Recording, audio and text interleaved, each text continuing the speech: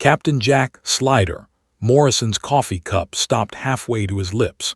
The morning sun streaming through the Boeing 747's windscreen had caught something it shouldn't have.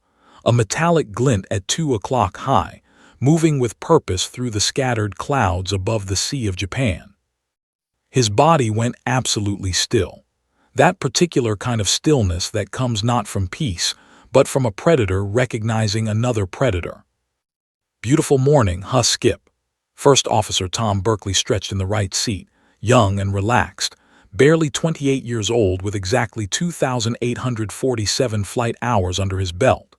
He'd been chattering about his girlfriend back in Seattle, about the engagement ring he'd bought, about his plans for next month. Morrison had been listening with half an ear, the way experienced captains do with eager co-pilots, offering occasional grunts of acknowledgement. But now Morrison wasn't listening at all. His ice-blue eyes that had once tracked enemy fighters through tracer-filled skis over Hanoi, were locked onto those distant shapes. 2 of them now. No, wait. 3. Descending from high altitude, their contrails cutting white streaks against the pale morning sky. "Skip," Berkeley's voice carried a note of concern. "You okay? You look like you've seen a ghost." "I'm looking at ghosts," Morrison thought. "Ghosts from a war I left 15 years ago." Pan American Flight 914 had departed Seoul's Kimpo International Airport 47 minutes earlier, right on schedule. The jumbo jet carried 247 souls, businessmen, tourists, families, students, dreamers, all packed into the gleaming aluminum tube cruising at 35,000 feet. In seat 23C, newlywed Sarah and Mike Chen shared a single set of earphones, listening to Hungry Like the Wolf on Mike's new Sony Walkman, her head resting on his shoulder. In first class, oil executive Robert Hammond sipped Dom Perignon, celebrating a deal that would make him wealthy beyond imagination. In row 42, 73-year-old Margaret Sullivan clutched a photograph of her granddaughter, little Emma, just 3 months old, waiting in Anchorage. Margaret had never met her, and the anticipation had kept her awake all night. None of them knew the gray-haired captain with the weathered face, an easy smile, had killed 3 men in aerial combat. None of them knew his hands, those same calm, steady hands now gripping the control yoke, had once guided a fighter jet through a gauntlet of surface-to-air missiles over the Red River Delta. None of them knew that the pleasant voice that had welcomed them aboard, promising a smooth flight to Alaska, belonged to a man who'd been shot down twice, ejected over enemy territory, and somehow made it home both times. Morrison had worked hard to become forgettable. He wore simple glasses now, had let his military buzzcut grow out into civilian gray. He'd gained 15 pounds of soft middle-age weight. He smiled easily, told dad jokes to the flight attendants, brought cookies from home to share with the crew. He was just another airline captain counting down to retirement, indistinguishable from 1,000 others. That was exactly how he wanted it. The war had ended for America in 1973, but for Jack Morrison, it had ended 5 years earlier on a crystalline October morning when he'd watched his wingman, his best friend, Tommy Brick Patterson, spiral into the jungle in a ball of orange flame. Morrison had been powerless to help, forced to break off and run for the coast with 2 MiGs on his tail and fuel streaming from his punctured tanks. He'd made it back, Tommy hadn't. After that, teaching at Top Gun had felt hollow. Every young pilot with bright eyes and confident swagger looked like Tommy. Every training sortie felt like preparing lambs for slaughter. So Morrison had done the unthinkable. He'd resigned his commission at the height of his career, walked away from the Navy, and disappeared into the anonymous world of commercial aviation. 15 years of peace. 15 years of routine flights, checklist procedures, and gentle landings. 15 years of trying to forget the smell of jet fuel burning, the sound of missile lock warnings, the sight of a friend dying. Until now. "Sir," Berkeley's voice was sharper now, cutting through Morrison's memories. "What are you looking at?" Morrison set down his coffee with deliberate care. Tom, look at your 2 o'clock position high. Tell me what you see. The young co-pilot leaned forward, squinting against the sun. For a moment he saw nothing but clouds and blue sky. Then the shapes emerged, closer now, much closer, and the color drained from his face. Oh my God, those are fighters, military aircraft. Not just military, Morrison said quietly, his voice carrying an edge of steel that made every hair on Berkeley's neck stand up. Soviet fighters, MiG-23 floggers if I'm not mistaken, variable sweep wings, top speed Mach 2.35, combat radius about 715 miles. He paused, his jaw setting hard. Armed with R-23 air-to-air missiles and a twin-barrel 23mm cannon. Berkeley stared at his captain. Why do you know all that? Morrison didn't answer. He was watching the MiGs' flight pattern, reading their intentions the way a chess master reads an opponent's strategy. The lead aircraft was dropping altitude, positioning to pull alongside. The wingman was moving behind and above, a classic intercept formation. They weren't just passing by. They were hunting. Morrison's hand moved to the radio panel, his movements smooth despite the adrenaline beginning to spike through his system. He switched to the international emergency frequency, listening. Static crackled then. American civilian aircraft, this is Soviet Air Defense Forces. You have violated restricted airspace. Acknowledge immediately. The voice was harsh, uncompromising, speaking English with a thick Russian accent. Berkeley's hand actually shook as he reached for the radio. What do we? Don't, Morrison's command was absolute. Not yet, let me think. His mind was already running calculations. They were off course. The navigation system must have drifted, pushing them over the Kamchatka Peninsula. Soviet territory, heavily militarized. The same airspace where Korean Airlines Flight 7 had strayed just months ago. KAL-7 had been shot down, all 269 people killed. Morrison checked the moving map display. They were 23 miles inside Soviet airspace. At their current speed, it would take 11 minutes to get back into international territory. The MiGs would never let them have 11 minutes. Skip, what's happening? What do they want? Berkeley's voice cracked with barely suppressed panic.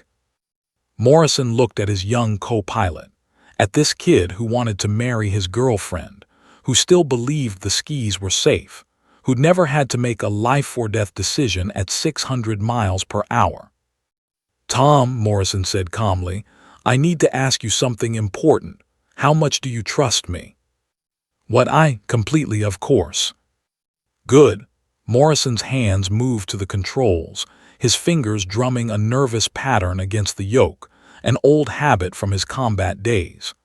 Because in about 90 seconds, you're going to see your captain do things they never taught you at flight school, things that shouldn't be possible in an aircraft this size. The lead MiG was visible now with the naked eye, its gray camouflage paint scheme unmistakable, its swept wings pulled back for speed. Morrison could see the red star on its tail. Sir, I don't understand. Before I flew for Pan Am, I flew F-4 Phantoms in Vietnam. Morrison's voice was steady, almost conversational, but his eyes never left the approaching fighter. After that, I spent 5 years at the Navy Fighter Weapons School, Top Gun, training pilots how to win dogfights against exactly these aircraft. Berkeley's mouth fell open.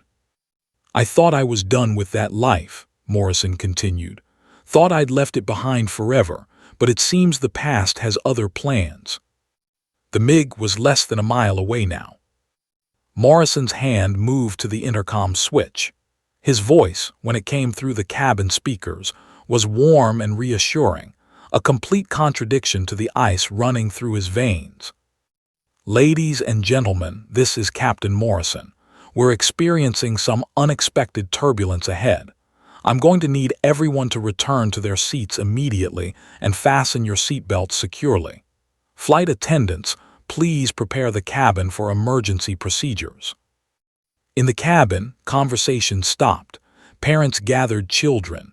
The honeymooners looked at each other with concern. Margaret Sullivan clutched her granddaughter's photo tighter. Morrison switched off the intercom and turned to Berkeley. "Now, Tom, here's what's about to happen. Those Soviet fighters are going to order us to land at one of their military bases. If we comply, 247 people become hostages and this becomes an international crisis. If we refuse, they have authorization to shoot us down." "Then what?" "There's a third option."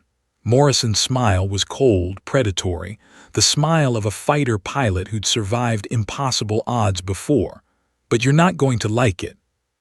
The radio crackled again, the Russian voice more aggressive. "American aircraft, you will descend immediately and follow. This is your final warning." The lead MiG pulled alongside, close enough that Morrison could see the Soviet pilot's helmet turn toward him. Through hand signals and aggressive wing rocks, the message was clear: "Follow me down or die." Morrison's hand hovered over the engine controls. "Sir," Berkeley whispered, "what are you going to do?" Jack Slider Morrison, fighter ace, Top Gun instructor, and the man 247 people were depending on, looked at the MiG one more time. Then he did something he hadn't done in 15 years. He smiled like a predator. "Tom," he said quietly, "I'm going to show them why they gave me the call sign Slider. Hold on tight, and whatever happens, don't touch the controls." Outside the window, the second MiG moved into position behind them. The trap was set. But these Soviet pilots had made one fatal assumption: that the man flying the American airliner was just a civilian captain. They were about to learn how wrong they were. Captain Yuri Volkov had been flying intercept missions over the Kamchatka Peninsula for 6 years. In that time, he'd forced down 12 aircraft that violated Soviet airspace, mostly Japanese fishing planes and the occasional American spy plane that got too curious. It was routine work, boring even. But this was different. Through his canopy, Volkov stared at the massive Boeing 747 cruising beside him, so close he could see faces in the cockpit windows. An American civilian airliner, fat and slow, filled with capitalist passengers. Easy prey. The kind of kill that would earn him a medal, maybe even a promotion. He keyed his radio, his voice dripping with contempt. "American pilot, I am Captain Volkov of the Soviet Air Defense Forces. You have violated our airspace. You will descend to 15,000 feet and follow me to Yelizovo Air Base. Any deviation and I am authorized to destroy your aircraft. Do you understand?" Inside the 747's cockpit, Morrison listened to the transmission without emotion. He'd heard threats before, lots of them, usually seconds before missiles started flying. This Soviet pilot sounded confident, almost bored. That was good. Confidence bred complacency. "Tom," Morrison said calmly, "acknowledge the transmission. Tell him we're experiencing a communication delay and request he repeat his instructions." But we heard him perfectly. "Do it." The command in Morrison's voice left no room for argument. Berkeley's hand trembled as he keyed the radio. "Soviet aircraft, this is Pan AM 914. We're experiencing radio difficulties. Please repeat your last transmission." Morrison watched the lead MiG's position carefully. While Volkov repeated his demands, Morrison's tactical mind, dormant for 15 years but now fully awake, was processing everything. The MiGs' fuel state, their weapons loadout, the distance to international airspace, the cloud layer below, wind speed and direction, escape vectors. He'd done this same calculation 100 times over Vietnam, except then he'd been in a nimble fighter, not a 400-ton commercial airliner. But physics was physics, and Morrison knew physics like a pianist knows scales. "Skip, he's ordering us to descend," Berkeley's voice cracked. "What do? We have to comply, right? We can't fight them." Morrison's eyes flicked to his co-pilot. Poor kid looked like he was about to pass out. "Tom, I need you to listen very carefully. In about 3 minutes, I'm going to ask you to do something that will seem insane. You're going to want to stop me. You're going to think I've lost my mind. Sir, I don't. But you need to trust that I've done this before. Not in a 747, but the principles are the same. Morrison's voice softened slightly. I promised to get you home to that girlfriend of yours, didn't I? I don't break promises. The second MiG Volkov's wingman, Lieutenant Dmitry Kozlov, had settled into position 500 feet behind and above them. Classic attack geometry. If Morrison tried to run, Kozlov would have a perfect firing solution. These Soviet pilots were good, well-trained, professional. But they'd never faced someone like Slider Morrison. In the cabin, senior flight attendant Patricia Chen, no relation to the honeymooning couple in 23C, moved down the aisle with practiced efficiency, checking seatbelts, stowing loose items. She'd been flying for Pan Am for 12 years and had weathered her share of turbulence. But something in Captain Morrison's voice had put ice in her stomach. In seat 8A, businessman Robert Hammond noticed her hands were shaking slightly as she checked his seatbelt. Is everything all right? He asked. Patricia forced her professional smile. Just a precaution, sir. Please keep your seatbelt fastened. She didn't tell him that in 20 years of flying, she'd never heard that particular tone in a captain's voice. The one that said, "We're in serious trouble, but I'm going to sound calm so you don't panic." Back in the cockpit, Morrison's hand moved to the engine control panel. "Tom, I need you to shut down engine number 3. "What, Captain, that's?" "Shut it down, now, and transmit to Volkov that we're experiencing engine failure." "But we're not. The engine is running perfectly." Morrison's eyes never left the MiG beside them. "We're about to be. Do it." Berkeley's training warred with his common sense. You didn't shut down a perfectly good engine. You just didn't. But something in Morrison's absolute certainty made him comply. His hand moved across the panel, following the procedure he'd practiced 100 times in simulators. Engine 3 wound down, its distinctive whine fading. Morrison immediately transmitted, "Soviet aircraft, we are experiencing critical engine malfunction. We must descend immediately. This is an emergency." Through the cockpit window, he saw Volkov's MiG rock its wings, an acknowledgement. The Soviet pilot's voice came back, slightly less hostile. "Understood, American aircraft. Begin controlled descent. You will follow me to Yelizovo." Perfect, they'd bought the deception. Morrison began a gentle descent, exactly as a civilian pilot experiencing an engine emergency would do. The 747 dropped through 34,000 feet, 33,000, 32,000. Volkov's MiG maintained position alongside, escorting them down like a sheepdog with a wayward lamb. But Morrison wasn't a lamb. He was a wolf in sheep's clothing. His eyes tracked the altimeter. The cloud layer below was at 28,000 feet, thick, dense cumulus clouds that would provide perfect cover. He ran the numbers in his head one more time. Dive angle, G-forces, structural limits, recovery altitude. The 747's maximum design load was 2.5 gs. What he was about to do would push it past 3 gs, maybe higher. The airframe might hold. It might not. But if he didn't try, 247 people would land in Soviet custody. And Morrison had seen what happened to people the Soviets considered spies. KAL-7's crew hadn't even gotten the chance to land. They'd been blown out of the sky. "Tom," Morrison said quietly as they passed through 30,000 feet, "do you know what a split-S maneuver is?" Berkeley's face went pale. That's a combat maneuver. You roll inverted and pull through into a dive. It's for fighters, not. I've done it 17 times in combat. Survived every one. In a fighter jet. This is a 747. It's not designed for. I know what it's designed for. Morrison's hands moved to the control yoke, his grip firm but relaxed. The grip of a man who'd done this before, who knew exactly what was about to happen. I also know what it's capable of when pushed beyond design limits. They were at 29,000 feet now. The clouds were close, thick and gray and concealing.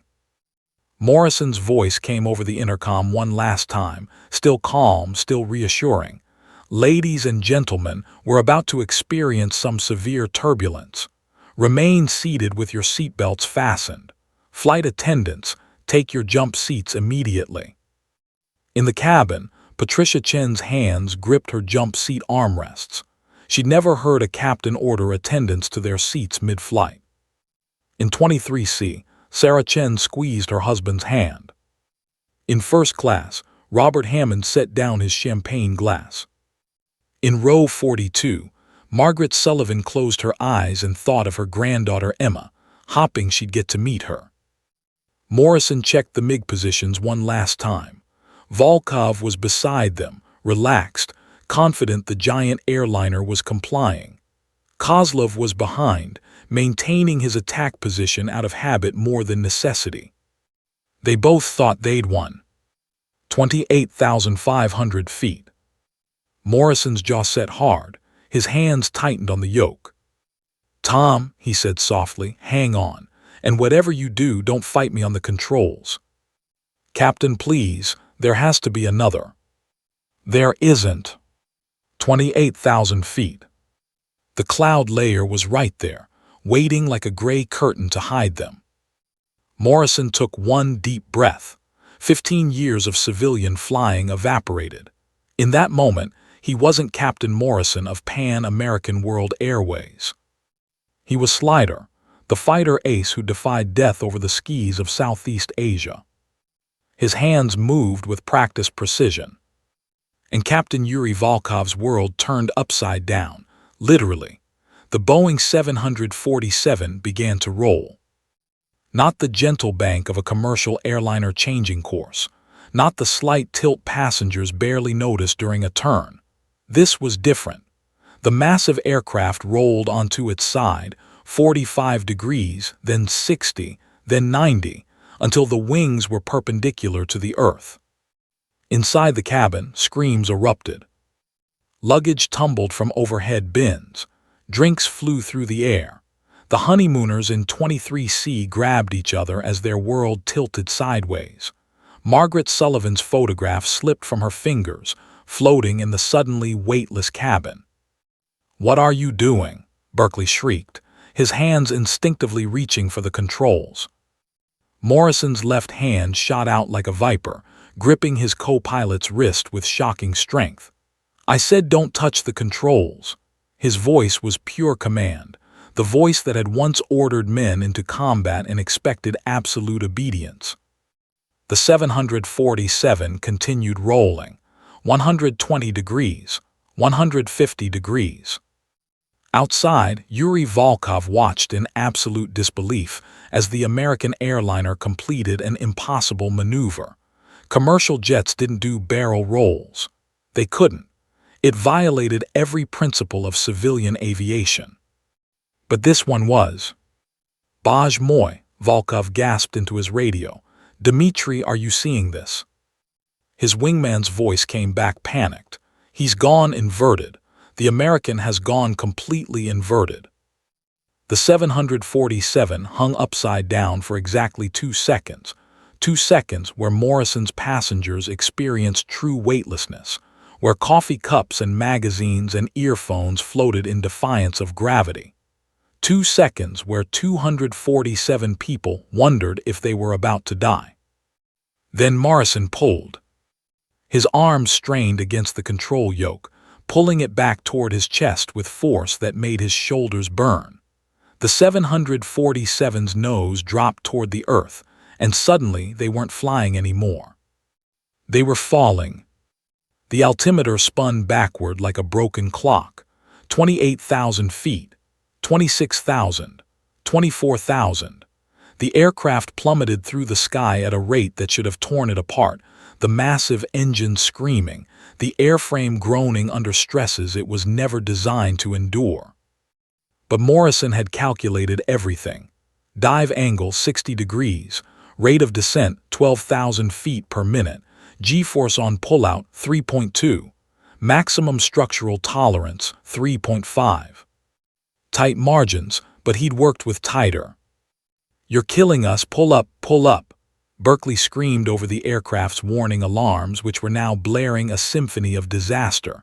Overspeed warnings, altitude warnings, structural stress warnings. Morrison ignored them all. His eyes were locked on three things: the altimeter, the airspeed indicator, and the thick gray clouds rushing up to swallow them.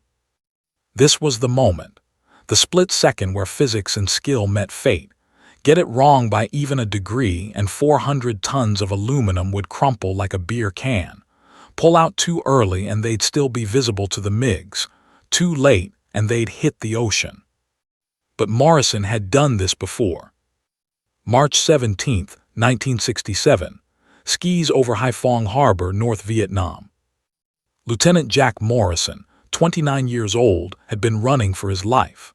4 MiG-17s on his tail, his wingman already shot down, fuel streaming from his punctured tanks, and the entire North Vietnamese air defense network lighting up his Phantom with targeting radars.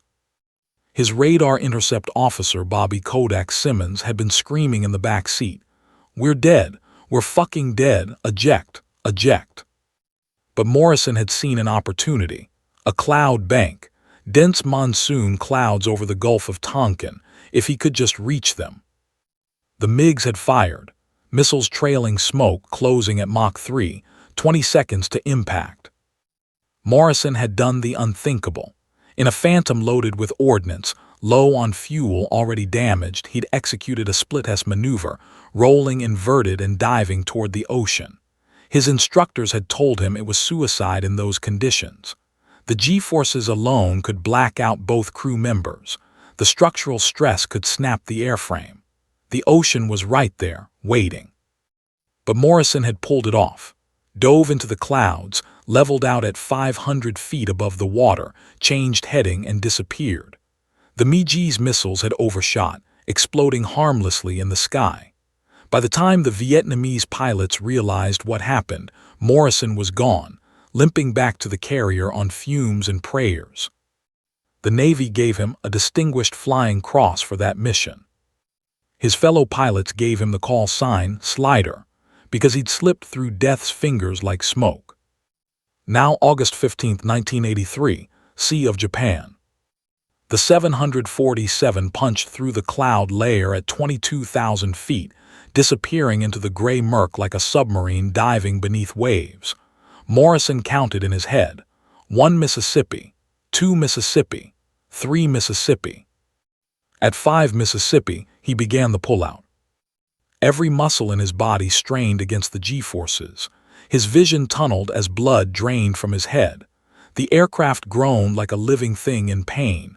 Rivets creaked, metal flexed, warning lights blazed across every panel. But the airframe held. 20,000 feet, the nose began to rise. 18,000 feet, the dive angle decreased, 50 degrees, 40 degrees, 30 degrees. 16,000 feet, level flight almost. 15,000 feet. Morrison's hands flew across the controls, restarting engine 3, adjusting trim, stabilizing the aircraft. They broke through the bottom of the cloud layer at 14,500 feet, now flying straight and level, but on a completely different heading than before. West instead of north. Toward international waters instead of deeper into Soviet territory. Above them, Volkov and Kozlov circled in confusion, their radars sweeping desperately. "Where did he go?" Kozlov's panicked voice filled the radio frequency. "I've lost him. Yuri, where is the American?" Volkov's blood ran cold. In 6 years of intercept missions, he'd never lost a target. Never. This was impossible. The American pilot had just performed a fighter maneuver in a civilian airliner, something that defied belief. Descend, search the lower altitudes. He has to be there. But Morrison wasn't where they expected. He'd done something else no civilian pilot would dare.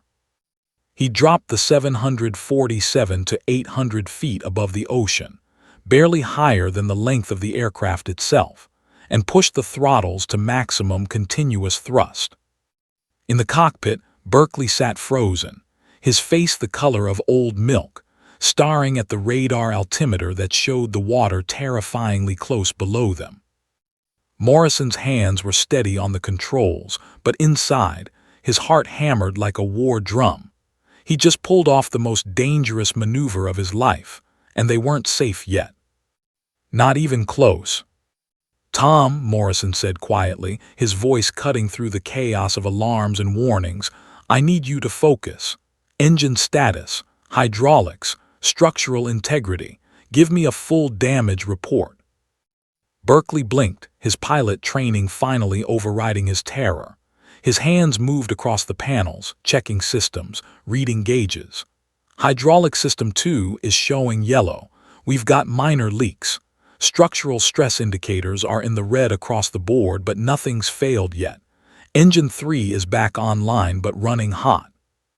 Can we make international waters?" Berkeley did the math, his fingers trembling on his calculator. "At this altitude and speed, we're burning fuel 3 times normal rate. We've got maybe 45 minutes before we're running on fumes." "How far to the boundary?" 62 nautical miles. Morrison's jaw set hard. "Then we'd better fly fast." Above them, the MiGs were descending, their sophisticated radars sweeping the sky. It would only be a matter of time before they expanded their search pattern to low altitudes. Morrison had bought them maybe 5 minutes of confusion, maybe. He glanced at the fuel gauges, watching the numbers tick down with terrifying speed. They were in a race now, a race between their fuel supply, the MiGs search pattern, and the invisible line of international waters that meant safety.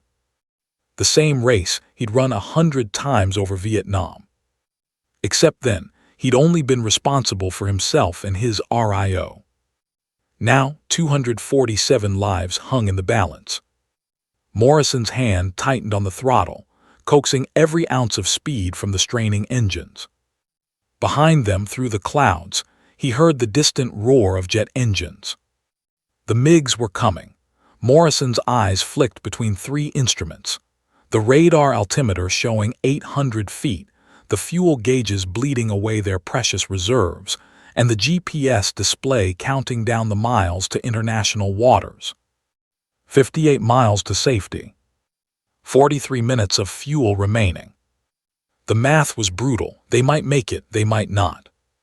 "Skip," Berkeley's voice was steadier now, the initial shock wearing off into grim professionalism. "I'm picking up radar sweeps, high frequency. They're searching for us." "Let them search high," Morrison muttered. "We'll stay low." What he was doing violated every principle of commercial aviation. The 747 was designed to cruise at 35,000 feet where the air was thin and engines ran efficiently. Down here, barely 800 feet above the churning Pacific, the thick air created massive drag. The engines screamed at maximum power just to maintain 420 knots. Fuel consumption was astronomical. But this was exactly what Morrison had done over North Vietnam. Hedge hopping, they called it. Flying so low that enemy radar couldn't pick you out from the ground clutter. So low that one mistake, one moment of inattention, meant instant death. He'd flown entire missions at 200 feet, threading between karst mountains with enemy gunners shooting at him from above. This was actually higher than some of those runs. In the cabin, Patricia Chen moved down the aisle, her legs shaky but her voice calm. "Please remain seated with your seatbelts fastened. We're experiencing some additional turbulence." Turbulence, the understatement of the century. In seat 23C, Mike Chen held his wife Sarah as she sobbed quietly into his shoulder. "What's happening? Why did we drop like that?" He had no answer. Nobody did. All they knew was that their honeymoon flight had turned into a nightmare. In first class, Robert Hammond had abandoned his champagne and was gripping his armrests with white knuckles. He'd flown hundreds of times, logged millions of miles, but never had he experienced anything like that dive. It had felt like falling off a cliff. Margaret Sullivan in row 42 had retrieved her granddaughter's photograph from where it had landed 3 rows forward. Her hands trembled as she stared at Emma's tiny face. Please God, she prayed silently. Just let me meet her once. Just once. Back in the cockpit, Morrison's radio crackled with Russian transmissions. The MiGs were coordinating, splitting up to cover more area. Volkov's voice was sharp, angry. Expand search pattern to low altitude. The American cannot have simply disappeared. They're getting smarter, Berkeley warned. Morrison nodded. He'd expected this. Volkov was clearly an experienced pilot. He wouldn't stay confused for long. Then the radar warning receiver lit up. They've got us, Berkeley shouted. Active radar lock 6 o'clock high. Morrison's blood turned to ice, but his hand stayed steady. Distance. 12 miles and closing fast. Kozlov had dropped low, sweeping the ocean's surface with his radar, and had finally found them. The younger MiG pilot's voice crackled triumphantly over the radio. Yuri, I have him. He's at 800 feet, heading 270, speed 420 knots. Morrison's mind raced through options. In a fighter, he'd have a dozen tactical choices, but in a 747, his options were painfully limited. He couldn't outrun them. The MiG-23 could hit Mach 2.35. He couldn't outmaneuver them, not at this altitude, not at this weight. He couldn't shoot back. Commercial airliners didn't carry weapons. All he had was experience, nerve, and the brutal laws of physics. Tom, what's our exact distance to international waters? 54 miles. Time to intercept for that MiG. Berkeley's fingers flew across his calculator. At his closing speed, 3 minutes, maybe less. 3 minutes. Morrison's eyes scanned the ocean below. The Pacific wasn't completely flat. There were swells, weather patterns, areas where morning fog still clung to the surface. And there, off to the left, he spotted what he was looking for. A rain squall, dark and dense, maybe 5 miles away. It was a gamble. The visibility inside would be nearly zero. The turbulence would be severe. Flying a 747 through a squall at 800 feet was borderline suicidal. One wind shear, one downdraft, and they'd be swimming. But it was better than a Soviet missile up their tailpipe. Hold tight, Morrison said, banking the massive aircraft hard left. The 747 responded sluggishly at low altitude, but Morrison knew her limits. He'd spent 15 years flying this exact model, learning her quirks, understanding how she handled. He coaxed her into the turn, watching the G-meter carefully, keeping it below 1.8 to avoid stressing the already damaged airframe. You're flying toward the storm. Berkeley couldn't believe it. Best place to hide. Behind them, Kozlov's MiG screamed closer. 8 miles. 7 miles. The Soviet pilot could see the enormous airliner now, a white shape skimming the waves ahead. He armed his R-23 missiles, waiting for the order to fire. But Volkov's voice came through, sharp and cautious. Dmitri, hold your fire. We need confirmation this is a hostile act, not an emergency. Do not engage unless I give the order. Kozlov cursed but obeyed. He closed to 5 miles, 4 miles, closing for a visual identification. Morrison reached the edge of the squall and plunged the 747 into it without hesitation. The world went gray. Rain hammered the windscreen like bullets. Turbulence slammed the aircraft up and down, left and right. Warning alarms screamed about wind shear. The artificial horizon spun wildly as Morrison fought to maintain level flight in zero visibility. In the cabin, passengers screamed. Luggage that had been restowed came loose again. The oxygen masks already deployed swung wildly.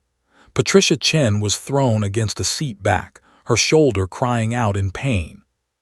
But Morrison's hands never wavered. This was familiar territory. He'd flown through monsoons over the South China Sea, through thunderstorms that split the sky with lightning, through weather that grounded entire squadrons. Altitude, he barked at Berkeley. 700 feet, 650, were descending. Wind shear, a downdraft pushing them toward the ocean.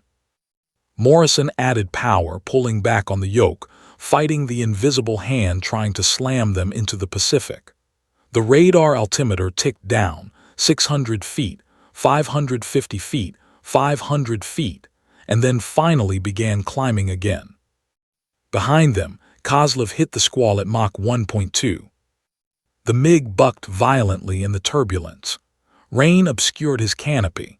His radar lost the lock, the American's radar signature swallowed by the storm's interference. "I've lost him," Kozlov reported, frustration clear in his voice. "The storm is too dense. I cannot maintain visual or radar contact." Volkov circled above the squall, his tactical mind working. The American pilot was good, far too good to be an ordinary civilian. Those maneuvers, that splittess, the low-altitude flying, diving into a storm cell, these were military tactics, fighter-pilot tactics. Who was flying that airliner? Kozlov circled the storm. He has to emerge somewhere. When he does, we'll be waiting. Inside the squall, Morrison checked his heading. The storm cell was moving east, and he was flying through it west, which meant he'd emerge on the other side in roughly 2 minutes. 2 minutes of cover. He glanced at the fuel gauges. 38 minutes remaining. Distance to international waters, 49 miles. Still too close to call. "Tom," Morrison said quietly, his voice barely audible over the storm, "I need you to do something for me." "Anything, Skip. If we don't make it, if something happens, I need you to tell the investigators that this was my decision, my call. You tried to stop me, understand?" Berkeley stared at his captain. "We're going to make it." Morrison's smile was grim. "Hope so, but just in case." The squall began to thin. Visibility improved from 0 to a quarter mile, then half a mile. They were almost through. Morrison's hands tightened on the controls. The MiGs would be waiting on the other side. He knew it. They knew it.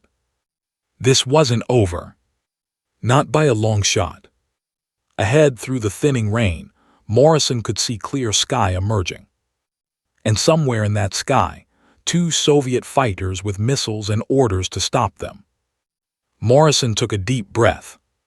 "Show time," he whispered. The 747 burst from the squall like a breaching whale, rain streaming off its wings, engines roaring. Morrison's eyes immediately scanned the sky, searching for the predators he knew were circling. There, 11 o'clock high, a dark speck against the clouds. And there, 4 o'clock low, climbing fast. The MiGs had positioned themselves perfectly, one above, one below, bracketing the exit point. They'd anticipated his move. "They're boxing us in," Berkeley's voice cracked. Morrison's jaw clenched. Volkov was better than he'd given him credit for. The Soviet pilot wasn't just following a manual, he was thinking tactically, predicting moves. That made him dangerous. "Distance to international waters?" Morrison asked, his voice ice calm. 47 miles. We're still burning fuel like crazy at this altitude." 47 miles. At their current speed, that was roughly 6.5 minutes of flying. 6.5 minutes where the MiGs could force them down, or worse. Morrison's mind flashed back to a lesson he'd taught at Top Gun, standing in front of a classroom of cocky young pilots who thought they knew everything. "Gentlemen," he'd said, "when you're outgunned and outmaneuvered, you have exactly one advantage: unpredictability. Your enemy expects you to do the rational thing, so do the irrational thing. Make them think you're crazy, make them hesitate. In that moment of hesitation, you win." A young pilot, couldn't remember his name now, had raised his hand. "Sir, what if the irrational thing gets you killed?" Morrison had smiled. "Then at least you die on your own terms." Now, Morrison looked at the MiGs closing in and made a decision that would either save them all or kill them all. He pushed the throttles past the maximum continuous thrust markers into the emergency power range, the red zone that engine manufacturers explicitly warned against using except in the most dire circumstances. The engines screamed in protest, warning lights blazed, but the airspeed indicator crept upward. 425 knots, 430, 435. "Captain, you're going to burn out the engines," Berkeley shouted over the alarm bells. "Only if we run them like this for more than 10 minutes, Morrison replied calmly. "We need 6.5. The fuel gauges spun downward even faster now. 35 minutes of fuel, 33, 30. But they were gaining speed, and speed meant distance, and distance meant survival. Kozlov saw the airliner accelerating and pushed his MiG to intercept. He dropped his nose, diving toward the 747, closing the gap rapidly. His hand hovered over the weapon's release, just waiting for Volkov's order. "Yuri, I have firing solution. Permission to engage." Volkov circled higher, watching the chess game unfold below. Something was wrong. The American pilot was pushing his aircraft beyond safe limits. Why? What was his plan? Then Volkov saw it, the angle, the heading. The American wasn't trying to evade anymore. He was running flat out for international waters. A race. The American had turned this into a straight race. Volkov's respect for his adversary grew, bold, and very dangerous for the American, because if Volkov gave the order to fire, those engines wouldn't matter. An R-23 missile could hit Mach 4. No airliner could outrun it. But something held him back. The orders from Moscow had been clear: avoid another KAL-7 incident. International outrage was still fresh. If they shot down this airliner and it turned out to be a genuine navigation error, his career would end, possibly his life. Kozlov, close to visual range. Confirm hostile intent before any engagement. Inside the 747, Morrison watched the fuel gauges with growing concern. 28 minutes, 26. The engines were drinking fuel at a catastrophic rate. 42 miles to go, Berkeley reported, his voice tight. Morrison did the math instantly. At their current speed, they'd reach international waters with maybe 5 minutes of fuel remaining. If nothing else went wrong. Then something went wrong. Engine number 4's temperature spiked into the red. The emergency power setting was cooking it alive. "Engine 4 is overheating," Berkeley called out. "Oil pressure dropping." Morrison's hand moved without hesitation, pulling the number 4 throttle back to idle. 3 engines. Still enough power, but their speed would drop. 420 knots, 415, 410. Behind them, Kozlov closed the gap. 3 miles, 2.5 miles. Close enough now to see the Pan Am logo on the tail. In the cabin, a 8-year-old boy named Timothy pressed his face against the window and saw something that would give him nightmares for years. A gray fighter jet, close enough to touch, a red star on its tail, flying alongside their aircraft. "Mommy," he whispered, tugging his mother's sleeve, "there's a soldier plane outside." His mother looked, saw the MiG, and her scream cut through the cabin. Panic rippled through the passengers like wildfire. People who'd remained calm through the dive, through the storm, now saw the undeniable truth through their windows. They were being chased by military fighters. Patricia Chen, her shoulder throbbing from where she'd been thrown against the seat, grabbed the intercom.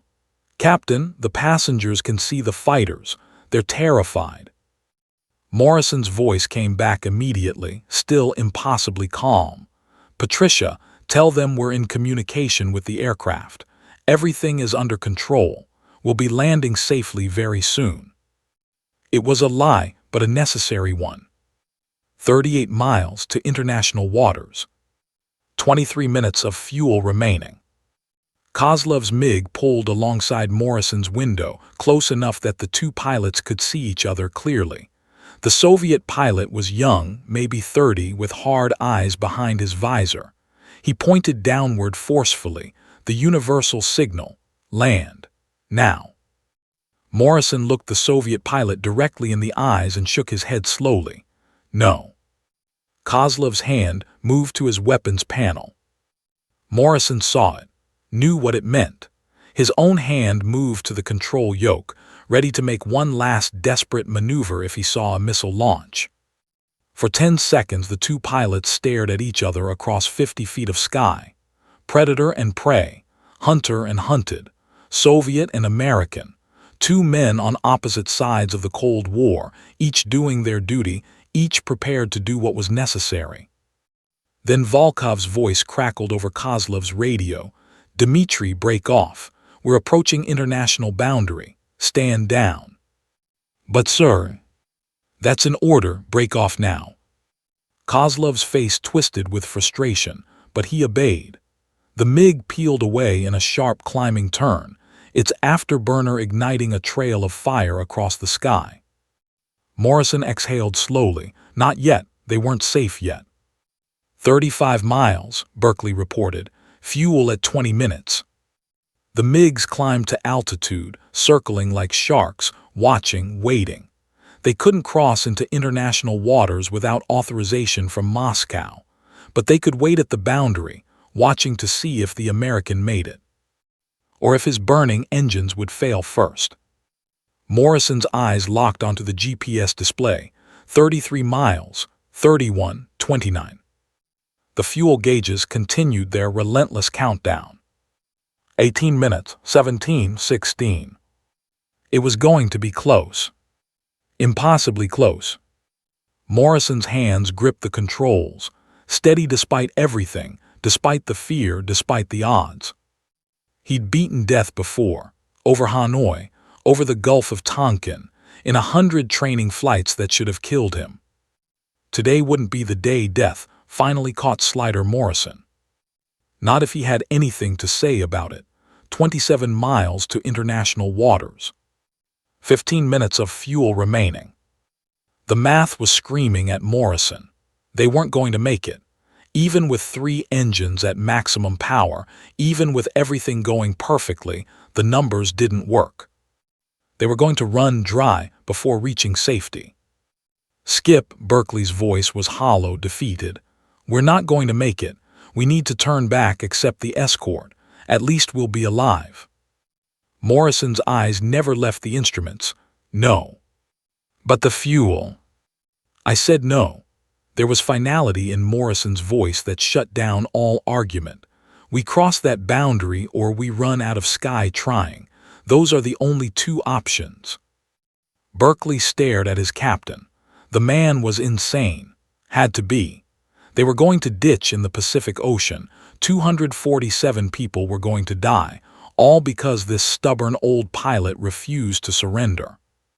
But then Berkeley looked into Morrison's eyes and saw something that stopped his protest cold. It wasn't insanity. It wasn't stubbornness. It was certainty. This man had been here before, had faced impossible odds and survived, and he believed, truly believed, they would make it. Morrison's mind was already 3 steps ahead, running calculations that had nothing to do with the fuel gauges. Weight, drag, altitude. He'd been flying at 800 feet to avoid radar, but that low altitude was killing their fuel efficiency. What if he climbed? The MiGs were at the boundary now, circling at 30,000 feet. If Morrison climbed, he'd be visible on their radar again. But he'd also get into thinner air where the engines could breathe easier, where drag decreased, where every gallon of fuel stretched further. It was a gamble, but everything today had been a gamble. "Tom, I'm climbing to 15,000 feet. But the MiGs will see us. They already know where we are. and we're almost at international waters anyway. Morrison pulled back on the yoke, and the 747 began to climb. What they don't know is whether we're going to make it on fuel. The altimeter wound upward, 2,000 feet, 5,000 feet, 10,000 feet. And immediately, Morrison felt the difference. The engines breathed easier. The airspeed increased slightly. The fuel consumption rate decreased from catastrophic to merely terrible. 14 minutes of fuel, 24 miles to go. Above, Volkov watched the American airliner climb back to altitude. Bold move. The American pilot was no longer hiding, no longer evading. He was making a straight run for freedom. Volkov checked his own fuel gauges. His MiG was also running low. The high-speed chase had burned through his reserves. He had maybe 20 minutes before he'd need to return to base. Dmitri maintained position at the boundary. If the American crosses, we let him go. Moscow's orders are clear. Kozlov's response was bitter. We're just going to watch him escape. He may not make it. Look at his engine temperature readings. Number 4 is shut down. Number 2 is running hot. He's pushed those engines beyond their limits. It was true. Volkov's radar could read the heat signatures from the 747's engines. They were cooking themselves alive. Even if the American made it to international waters, he might not make it to Alaska. Inside the 747, Morrison monitored Engine 2's rising temperature. It was the same problem as Engine 4. The emergency power setting was destroying them. But if he throttled back now, they'd lose speed and never make the boundary before fuel exhaustion. Damned if he did, damned if he didn't. Engine 2 temp critical, Berkeley called out. We have to reduce power. Not yet. It's going to seize. We'll lose another engine. Not yet. Morrison's eyes were locked on 3 numbers. 18 miles to boundary, 11 minutes of fuel, engine temperature at 847 degrees. Maximum safe operating temperature was 850 degrees. Engine 2 hit 849 degrees. Morrison's hand hovered over the throttle, ready to pull it back the instant it hit 850. Every second at this power setting pushed them closer to catastrophic failure, but every second also pushed them closer to freedom. 850 degrees. Morrison pulled throttle 2 back to maximum continuous thrust. The engine temperature stabilized at 848, then slowly began dropping. But their speed dropped too. 405 knots, 400, 395. 15 miles to go, Berkeley said quietly. 9 minutes of fuel. The cabin had gone eerily silent. The passengers knew something was desperately wrong. They could feel it in the way the aircraft labored, in the captain's terse announcements, in the flight attendant's forced smiles. Margaret Sullivan clutched her granddaughter's photograph and prayed. The Chen newlyweds held hands so tightly their fingers went white. Robert Hammond, the wealthy businessman who'd survived hostile takeovers and boardroom battles, realized that all his money meant nothing at 15,000 feet with empty tanks. Patricia Chen, the senior flight attendant, moved through the cabin one more time, not to check seat belts, not to serve drinks, just to make eye contact with passengers, to offer a smile, to be present with them in whatever came next. In seat 36F, a businessman named David Park took out a pen and began writing a letter to his wife on a cocktail napkin. Sarah, if you're reading this. He wasn't the only one. All across the cabin, passengers pulled out notebooks, napkins, magazines, anything they could write on. Last words, final messages, just in case. Morrison heard none of this, saw none of this. His entire world had collapsed to 3 instruments and the invisible line ahead that meant salvation. 12 miles. 7 minutes of fuel. Engine 3's temperature began rising. The last healthy engine was now being overworked. trying to compensate for the reduced power from engines 2 and 4. "Come on, baby," Morrison whispered to the aircraft. "Just a little further, you can do this." The 747 seemed to respond, finding some reserve of strength, some hidden efficiency. Or maybe Morrison was just imagining it. Maybe it was just hope. 10 miles. 6 minutes of fuel. The MiGs circled at the boundary, their pilots watching silently. Even Kozlov had stopped his bitter complaints. There was something almost majestic about what they were witnessing. This massive civilian aircraft, damaged and burning fuel it didn't have, making a desperate run for freedom. Volkov found himself silently rooting for the American pilot. Whoever he was no ordinary civilian. He flew like a fighter ace, thought like a tactician, had nerves of steel. "Good luck, American," Volkov whispered in Russian, too quietly for his radio to pick up. 8 miles. 5 minutes of fuel. Morrison's hands were steady, but sweat dripped down his temples. So close. They were so close. Engine 1's low fuel pressure light flickered. "Fuel pressure dropping on 1, Berkeley called out. The engines were starting to starve. The tanks were running dry. 6 miles. 4 minutes of fuel. Morrison did something he hadn't done in 15 years. He prayed. Not to God, not to fate, but to his old friend Tommy "Brick" Patterson, who died in the jungle so long ago. "Brick, if you're up there, I could use some of that famous Patterson luck right about now." 4 miles. 3 minutes of fuel. The boundary was right there, right there. "Come on," Morrison growled through gritted teeth. "Come on." 2 miles. The fuel pressure lights were all flickering now. All 4 engines coughing, sputtering, running on fumes. 1 mile. And then they crossed it. The invisible line that separated Soviet airspace from international waters. They were safe. Legally safe. But the engines were dying. "We're across," Berkeley shouted, relief flooding his voice. "We're in international waters." Morrison didn't celebrate. His eyes were locked on the fuel gauges, watching them hit 0. "Get me the nearest airport, now." Behind them, the MiGs broke off, climbing away into Soviet airspace. Volkov gave one last wing rock, a silent salute between pilots, before disappearing into the clouds. But Morrison's war wasn't over. Engine 1 coughed, sputtered, the fuel pressure warning blared. "Anchorage is 380 miles, Berkeley read from the navigation display, his relief evaporating. "We'll never make it." "I know, give me alternatives." Berkeley's fingers flew across the instruments. "Shemya Air Force Base. It's a remote facility in the Aleutian Islands. Emergency airstrip. Distance, 127 miles. Morrison's mind calculated instantly. At current speed with dying engines, that was roughly 18 minutes of flying time.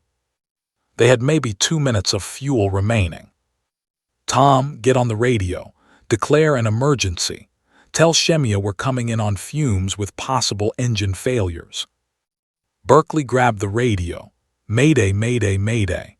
Shemya Tower, this is Pan AM 914 Boeing 747 declaring emergency. We have critical fuel state, multiple engine stress, 247 souls on board. Request immediate emergency landing clearance." The response came back instantly, a calm Midwestern accent. "Pan AM 914 Shemya Tower. We copy your emergency. We're clearing the field now. Runway 10 is available, 10,000 feet. Wind is 290 at 15 knots. Emergency equipment is standing by. Shemya Tower, be advised we may not make the runway. We're running on vapor." Engine 1 quit. The cockpit shuddered as the massive turbine wound down to silence. Warning bells screamed. The aircraft yawed slightly to the left as asymmetric thrust threw them off balance. Morrison's hands compensated instantly, adding rudder, adjusting the remaining engines. Engine 1 failure, shutting it down. 3 engines left. 20 seconds later, engine 4, already shut down earlier, finally seized completely, smoke trailing from its cowling. 2 engines. 100 miles to Shemya, Berkeley reported, his voice cracking. We're not going to make it. We need to ditch in the ocean. Morrison shook his head.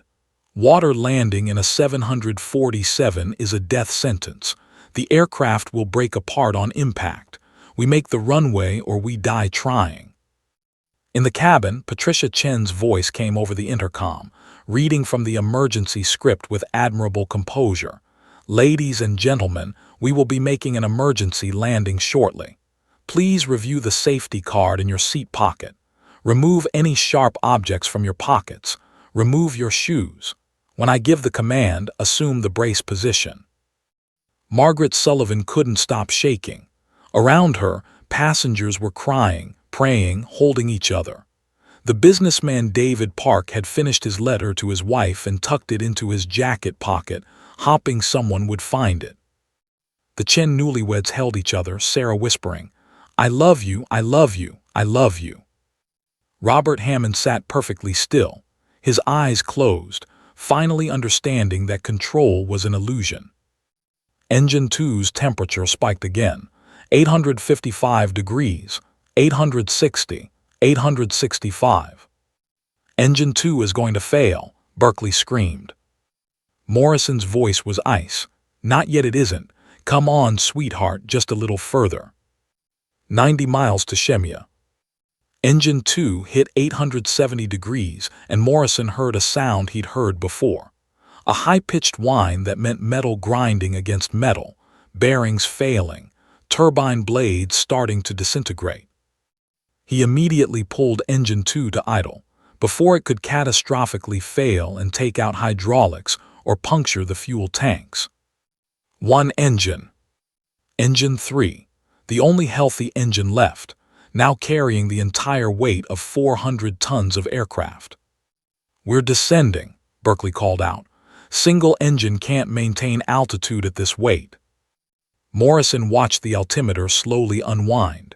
14,000 feet, 13,500, 13,000. How far? 85 miles. The 747 was gliding now, trading altitude for distance. Engine 3 at maximum power, just trying to slow their descent rate. 12,000 feet, 11,000, 10,000. Morrison did the math in his head. They were losing altitude at roughly 800 feet per minute.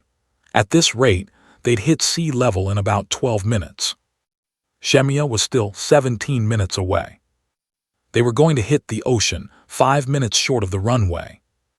Unless... Morrison looked at the fuel gauges, completely empty, but he knew aircraft systems. The gauges showed empty when there were still a few hundred pounds in the lines in the tanks, trapped in corners and crevices. Not much, but maybe enough. Tom, I'm going to restart engine 1. There's no fuel. There's always a little left. Morrison's hand moved to the start sequence. It might run for 30 seconds. It might run for 3 minutes, but we need every second. He pressed the starter. For 5 agonizing seconds, nothing happened. Then the engine coughed, caught, spun up to life. Morrison gently advanced the throttle, coaxing power from the resurrected engine. It ran rough, surging and hesitating, burning whatever dregs of fuel it could find. But it ran. The descent rate decreased. 800 feet per minute, 600, 400. 60 miles to Shemya, Berkeley shouted. Altitude 8,000 feet. Morrison allowed himself the smallest smile. They might just make it. Then engine 1 quit again, starved of its last drops of fuel. Back to 1 engine. 7,000 feet, 6,000 feet. 50 miles. Morrison could see it now through the windscreen, a tiny strip of land in the endless Pacific. Shemya Island. the runway barely visible against the gray ocean. So close. 5,000 feet, 4,000 feet. 40 miles. They were in a race between distance and altitude. If they ran out of altitude first, they ditched short of the runway. If they made it to the island before hitting sea level, they had a chance. 3,000 feet, 2,500 feet. Engine 3's temperature was climbing again, 850 degrees, 860, 870. Not yet, Morrison begged. Not yet, please. 2,000 feet, 30 miles to go. They were too low. The math was brutal and unforgiving. They weren't going to make it. Morrison made his final decision. Tom, blow the emergency fuel dump. What? That'll lighten us, but... Just do it. Berkeley hit the emergency fuel dump. The remaining unusable fuel in the tanks, the dregs, the vapor, maybe a few hundred pounds, jettisoned into the atmosphere behind them. The 747 immediately lightened. The descent rate decreased slightly. It wasn't much, but it was something. 1,500 feet, 25 miles. 1,000 feet, 20 miles. Morrison could see individual buildings on Shemya now, the control tower, the hangars, fire trucks racing toward the runway. 800 feet, 15 miles. They were going to be short. Morrison knew it, Berkeley knew it, but neither man spoke. They just watched the altitude and distance counters race toward zero. 600 feet, 10 miles. The island was right there. 400 feet, 5 miles. Morrison could see waves breaking on Shemya's rocky shore. 200 feet, 2 miles. They crossed the beach at 150 feet, barely higher than the control tower. Emergency vehicles scattered as the massive aircraft thundered overhead, so low that people could see faces in the windows. The runway was dead ahead. 100 feet, 1 mile. Gear down, Morrison commanded. Berkeley dropped the landing gear. The hydraulics groaned, the wheels lowering into place, adding precious drag that they couldn't afford. The runway threshold approached. 50 feet. Morrison pulled engine 3 to idle.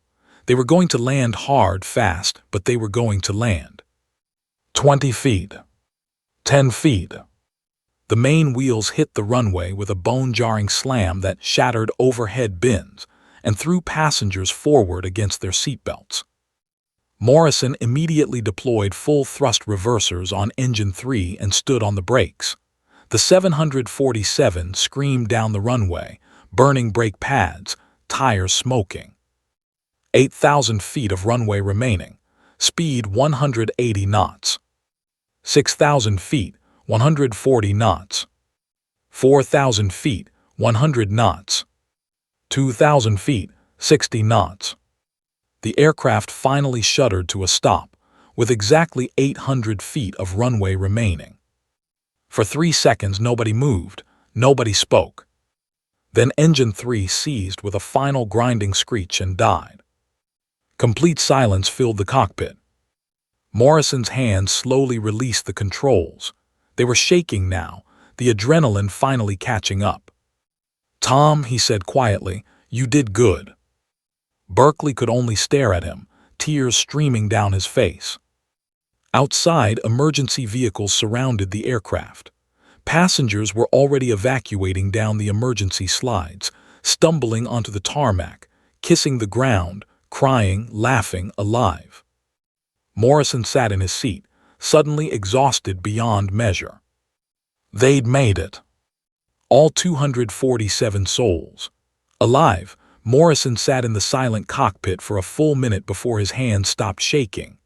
Through the windscreen, he watched passengers stumbling down the emergency slides, collapsing onto the tarmac, some kissing the ground, others embracing strangers, all of them alive. Captain Morrison, a young Air Force officer, appeared at the cockpit door, his face pale. "Sir, I need you to come with me. There are people who need to speak with you. Immediately." Morrison unbuckled slowly, his body suddenly feeling every one of his 52 years. "Tom, shut down all systems. Complete the checklist." Berkeley nodded mutely, still in shock. As Morrison descended the aircraft stairs, his legs nearly buckled. The ground felt strange beneath his feet, solid, unmoving, safe. Foreign concepts after the last 90 minutes. Margaret Sullivan saw him first. The elderly woman broke from the crowd of evacuated passengers and threw her arms around the captain she'd never seen, sobbing into his shoulder. "Thank you, thank you, thank you." Then others joined. The Chen newlyweds, a businessman, a mother with 2 children. Within seconds, Morrison was surrounded by crying, grateful passengers who wanted to touch him, thank him, confirm he was real.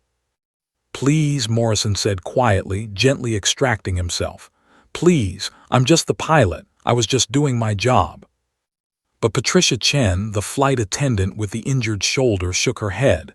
"No, Captain, what you did up there, that wasn't just flying. That was a miracle." The Air Force officer cut through the crowd. "Captain Morrison, please, this way." They led him to a secure building on the base. Inside, 3 men in dark suits waited. CIA, Morrison knew immediately. He'd seen enough of them in his Navy days. "Captain Morrison," the lead agent said, not offering to shake hands. "I'm Agent Hartley. We need to discuss what happened today." For 6 hours they questioned him. How did he know those maneuvers? Who authorized them? Did he understand the international implications? The Soviet government was already filing protests. Pan Am was facing lawsuits. The FAA wanted his license revoked. Morrison answered every question with the same steady calm he'd shown in the cockpit. Yes, he was former military. No, he hadn't planned any of this. Yes, he'd do it again. No, he had no regrets. 247 people are alive, Morrison said finally, his voice hard. "You tell me if I made the wrong call." The agents exchanged glances. They couldn't argue with results. 3 days later, Pan Am CEO called Morrison personally. The airline was putting him on administrative leave pending investigation. It was career suicide. Morrison knew it. At 52, with a controversial incident on his record, no airline would touch him. But that evening, Morrison received a different phone call. "Slider, this is Admiral James Richardson. Remember me?" Morrison sat up straight. Richardson had been one of his Top Gun students in 1966, a cocky young pilot who'd gone on to become one of the Navy's finest. "Sir, yes, of course. I just finished reading the classified briefing on what happened over the Pacific. Slider, what you did," Richardson's voice caught. "You saved 247 lives using tactics I learned from you, and you did it without firing a shot." "Admiral, Shut up and listen.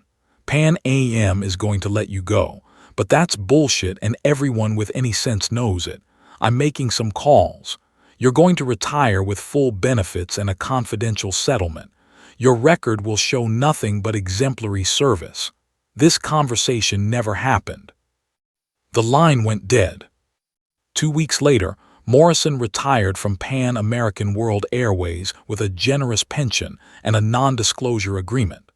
The official FAA report listed the incident as severe navigation error and mechanical emergency, resulting in successful emergency landing. The combat maneuvers were never mentioned. The MiG encounter was classified. Within a month, the story had disappeared from newspapers, buried under layers of government secrecy and diplomatic negotiations between Washington and Moscow. Morrison bought a small ranch outside Billings, Montana. He raised horses, fixed fences, and tried to disappear into the quiet anonymity he'd sought 15 years earlier. But the passengers never forgot. Every August 15th, cards arrived at his mailbox. Dozens of them. Thank you letters. Photos of children and grandchildren who existed because of 90 minutes over the Pacific. Sarah and Mike Chen named their firstborn son Jack. Margaret Sullivan sent a photo every year of her granddaughter Emma, first steps, first day of school, high school graduation, wedding day. Robert Hammond, the wealthy businessman, established a scholarship fund in Morrison's name for aspiring pilots. David Park framed the cocktail napkin where he'd written his last letter to his wife and hung it in his office as a reminder that every day was a gift. 20 years later, summer 2003. Morrison sat on his porch, watching the Montana sunset paint the sky in shades of gold and crimson. He was 72 now, his hair completely white, his hands marked with age spots, but those hands were still steady. The sound of a helicopter cut through the evening stillness. Morrison watched it land in his north pasture, genuinely surprised. He rarely had visitors. A man in a Navy dress uniform stepped out, stars on his shoulders, an admiral. Morrison stood slowly, recognizing the face despite 20 years of aging. James Richardson. "Sir," Richardson said, saluting crisply, "permission to approach." Morrison waved off the formality. "Jim, for God's sake, I've been retired for 2 decades." But Richardson insisted on the salute. When Morrison finally returned it, the admiral relaxed and pulled an envelope from his jacket. "I finally got security clearance to read the full classified file on what happened that day. The MiG gun camera footage, the Soviet pilot reports, everything." Richardson's eyes were misty. "Slider, they teach your maneuver now, at every fighter school in the country. They call it the Morrison escape." Morrison shook his head slowly. "It wasn't anything special, just physics and luck." "No, sir." Richardson gripped his shoulder firmly. "It was a warrior who never stopped being a warrior, even when everyone thought he'd retired. You proved that day that the best weapon isn't missiles or guns. It's the man in the cockpit." After Richardson left, Morrison opened the envelope. Inside were declassified documents, photos, and a letter. The letter was in Russian, translated to English. It was from Yuri Volkov, the MiG pilot who chased him that day. "Captain Morrison, I have spent 20 years wondering about the American pilot who disappeared into the clouds. When the Soviet Union fell, I accessed the classified files and learned your name. You were Top Gun instructor, fighter ace. I understand now why you flew the way you did. That day, you beat me without firing a shot. You outthought me, outmaneuvered me, and saved 247 lives while I was ready to take them. This haunts me still. But I want you to know, when you crossed into international waters, I was relieved. I did not want to shoot you down. I am glad I did not have to. You were the finest adversary I ever faced. In another life, I think we could have been friends. Respectfully, Yuri Volkov, retired. P.S. I also teach now, and I tell my students about the American who flew a civilian airliner like a fighter jet. They don't always believe me." Morrison smiled, folded the letter carefully, and tucked it into his shirt pocket. The sun had fully set now, stars emerging in the vast Montana sky. Somewhere up there, Tommy "Brick" Patterson was probably laughing at him, the warrior who tried to retire twice and failed both times. Morrison raised his glass of whiskey toward the stars. "We did good, Brick. 247 people are living their lives because of what you taught me. That's a legacy worth having." A warm breeze rustled through the grass, carrying the scent of sage and freedom. Jack Slider, Morrison had fought his last battle over the Pacific Ocean on August 15, 1983. He'd won without firing a shot, saved 247 souls, and proved that some skills, once learned in the crucible of combat, never truly fade. They just wait quietly in the hearts of warriors, ready when duty calls one final time. Somewhere in Moscow, a retired Soviet pilot raised his own glass, thinking of the American who'd escaped. And somewhere in the vast Pacific sky, the ghosts of Cold War adversaries shared a moment of mutual respect across the years. Because in the end, They were all just pilots doing their duty. Some just happened to be legends. The end.